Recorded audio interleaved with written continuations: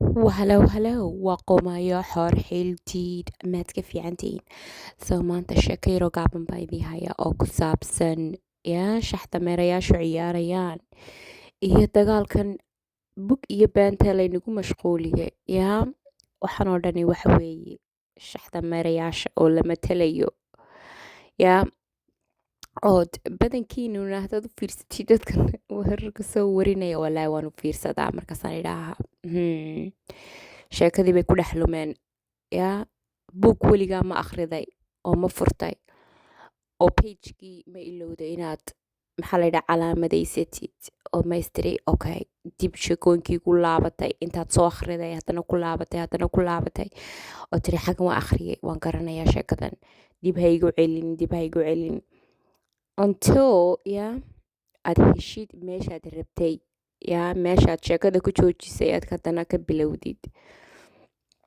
soo iminka waxa socota Iran iyo Israel baa islaynaya markaasaa waxaa soo xasuustay energyga britole la geli doono Mars in Virgo and Israel waa malagiisa mu ahayn magacii malagii wadka qaadayay waxaa la idhaahaa maalintii la asaasay ama astaantoodu waa Virgo ayay meerayaasha ku leeyihiin obviously waa wadankii imika ugu dambeeyey ee colonialization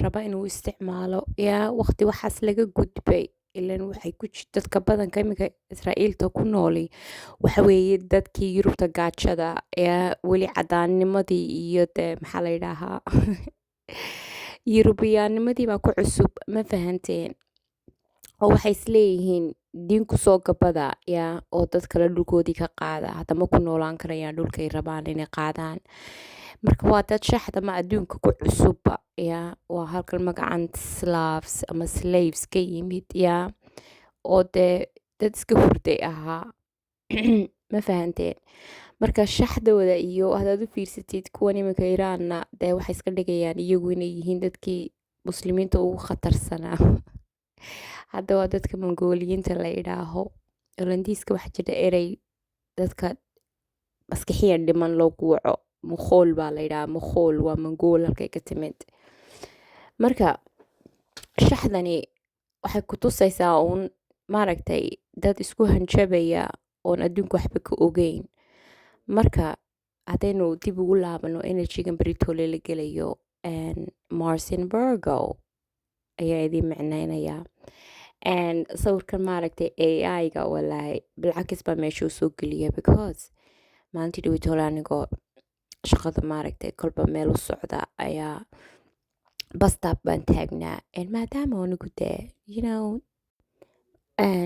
saan u labisto iyo waxay personal stylekayga yihiin Soomaalidu normally they don't assume moogtahay ana waxaa laygu tiriyaa inaan Ethiopian iyo Eritrean iyo dadka ahay marka meesha iska taagnaa islaan baan conversationkeedii oo dhan dhegeysanaya walaa waan qoslay gabadhan meeshaan kusoo sawiray waa gabadh madow markaasaa aroos bay tagtay markaasaa arooskii bay ka hadlaysay markaas hadda waa islaan weyn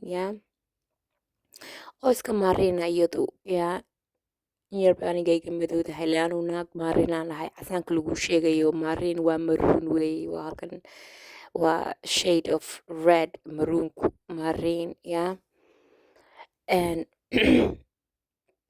oo sida dhiiga camal oo kale ah kalarku marka islaantii aroos bay tagtay markaasay arooskii bay ka sheekeynaysay markaasay basically way iska xamanaysay markaasay tiri naagtu nin madow oo dhuxula bay guursatay ciyaal dhuxulay dhalaysaa markaasa walaahi waa qoslay hoos ahaan baan qoslay markaasaan idhi bal islaantan daawada intay leeg tahay way xijaaban tahay way asturan tahay aroos iyo meelay tagtay bay dadkiibay haddana kala saaraysaa oy xamalaysaa oo sidii ilaahay u abuuray haddana waa dadka maanta dhan masaajidka ku laabanaya diinta ka hadlaya dhaqanka ka hadlaya haddana iyagaa hoosta wax ka hurinaya this energy is very interesting because Mars waa faraarana waa kulayl waa godkii dagaalka waa godkii kulaylka ma fahanteen kii dagaalka waday wey. Marka waxaan isiri bal dadkan u fiirsada yaa islaantaa weyn bal colaada iyadu hoos ahaan hurinaysa eeg. Ninkaas maxay ku maagtay gabadha guursaday nin madoowa dhuxula madow. Marka dee ilayn dad mara caabudaad tihiin heblaayo way asturan tahay yaa heblaayo way da-weyn tahay hadda waa aqli ciyaal qof weyn oo aqli ciyaala weligaa ma aragteen oon adduunka weli walaahi soo shaqeeyay waxba fahmin oo intaa yara physicalityga yaa maadaama dee virgin ama Virgo ama maiden ku saabsan tahay the physicality of the world yaa oo laga hadlayo naag maiden. Waxaan isweydiiyey naagtaa maydhan seed u sawiri lahayd dee naag madow baynu ka dhigaynaa marka yaa maxay ahayd maamahadii soomaalida ninay meeli madowdahay meel baa cad ama meeli caddahay meel baa madow yaa maskaxiyan baa la qaawan yahay mugdi baa lagu jiraa and it's not necessary maaragtay skin color iyo waxaas lagama hadlayo qofka waxaa laga hadlaya dabeecadiisa jinnigiisa laga hadlaya his character. Marka sheekada haddaad usii fiirsatid maaragtay iminka energygan britole la gelayo mars af soomaali inagu faraare inu naqaanaa faraare waa kii dagaalamayay dad dabka keenayay yaa waa energy ku saabsan warfare dagaal maadaama godkii Virgo ku dhacayna Virgona waxweeye energy very grounded ilan waa ground waxweeye earth energy yeah waa very grounded very analytical very focused yeah perfection bay ku saabsan tahay wax u fiirsi.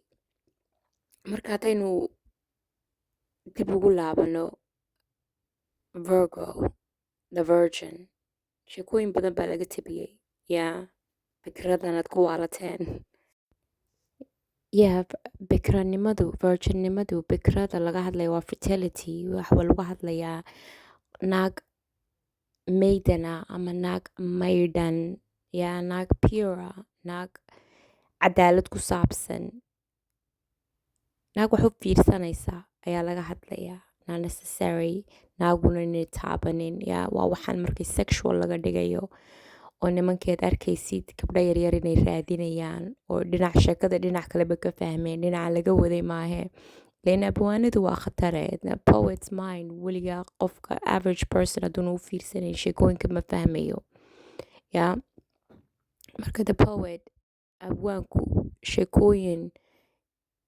waxyaalo maaragtay societyga dhexdooda ka socota ayuu sheeko dheer ka tabinayaa yaa waxaasaa laydinku yidhi iqra read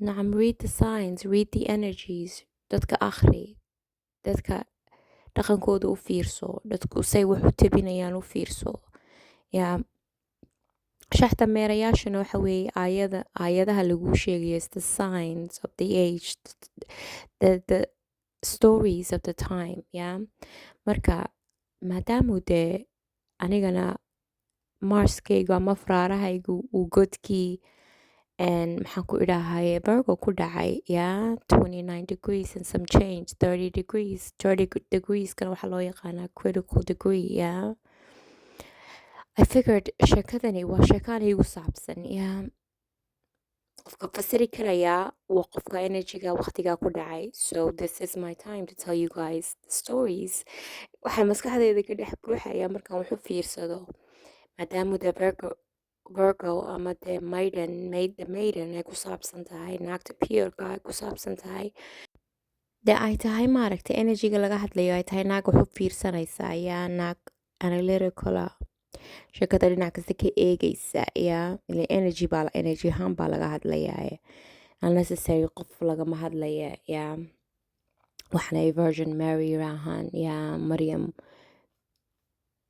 iyadoo bikra oo nin taabanin bay wax dhashay waxaas sheekada waa inaad si poetically u fahantaa yaa si cilmiyeysan u fahantaa waxa laga hadlayo Isis ama masaaridii hore boqoradii ama dee goddess ama godkii Isis. Waa godka Virgo baa laga hadlayay. Waxay tiri, yeah, no man has ever unveiled me. Nin anigu muu qaawinin. Meaning, qof muu i qaawinin aniga maskaxdayda.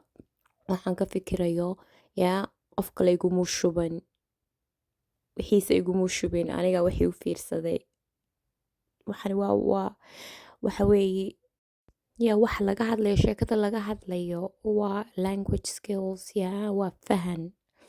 Ma isfahanaa, wax ma fahmaysiin, yeah. Garaad dheer ma leedahay, yeah, muraad dheer ma leedahay. Muraayadan meel dheer wax ma ka arkaysaa, basically.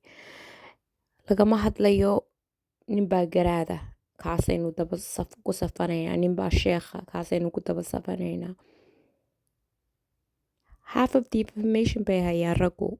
The other half is with dumarka. Marka Mars in Virgo waxaasay muujinaysaa energy-ga. Ilaa nin xal keligii keeni kari maaye, yeah? Raggu xal keligooda keeni kari maayaan. Konton bay yihiin. They are 50% of the equation. The other 50 hadday caasayaan weligood meel gaadhi maayaan. Ma fahanteen? Virgona yaa maamula. Planetka maamula waxaa la yidhaha waa Mercury. Mercury waa iyo waa dusa. Dusana waa iyo. Dusa waa wax soo dusaya, ma dusa, ma duusha. Halkay ka timid waa wax kusoo hoosgelaya, yeah. Mercury waxaa loo yaqaanaa the messenger of God. Magaciisa kale waxa weeye Nabu. Kii wax isku nabayay, yeah, energy-gii ama tii wax isku nabaysay. Nab waa maxay? Markaad wax isku geynaysid, markaad sheekooyinka isku geynaysid, isku xidhaysid, yaa nebiga lagu sheegaya waa taa, messengerka lagu sheegaya waa ka. Ma fahanteen? Magacyo badan baa loo yaqaanaa planetka maamula Virgo ama Maiden, yaa Maiden, tii maidnayd gabdhaha loola baxaa. So magacyada kale loo yaqaano inagu dusa, madusa, madusha, Nabu baa loo yaqaanaa God of language, writing, yeah, scribes, kuwii wax qorayay, the God of the scribes. Magaciisa kale loo yaqaano waa Tot, Tahuti, thinking. Maskaxda la isticmaalayo, waxa la qorayo, sheekada la tabinayo waa abwaan. So sheekaba sheekay ku dul dhisan tahay, yeah, ruins upon ruins. Marka sheekooyinka dadka kale ku dhex muxuu yidhi stanza, yeah, Greek baa ilbaxnimo keenay. Waa been fakatayoo, waa been faaftay oo fakatay. Something like that. Marka Soomaalinimadiina dib ugu laabta, abwaannimadiina, waxfasirnimadiina dib ugu laabta, because 70% of afkan imika la isku haysto oo Ingiriisiga noqonaysa waa Anglo-Saxon. Waa anglekii saxsanaa baa laga hadlayaa, waa af Soomaaliga. Yeah, marka be proud who you are. Intaad Iran baa sidan tiri, Israel baa sidan tiri, Maraykankaa sidan yidhi ku dhex lumaysiin. Maraykanka xidigiskiisa astaantiisa waa Sagittarius. Waa signkayga. Sanadkan waxaa lagu jiraa 9. It's a 9 year baa la yidhaahaa. 9na waa the end of the numbers. Ma fahanteen? Marka wax u fiirsada. Sugaantiini iyo dhaqankiini dib ugu laabta, saasaa wax ku fahmaysiin. Ilaa Soomaalidii hore maxay u kibirtay? Because way ogaayeen who they were. Idinku waad lunteen. Anyways, anigu weli sankii baan taagayaa. Ma fahanteen? Yeah. War waa idin salaamay. Bye.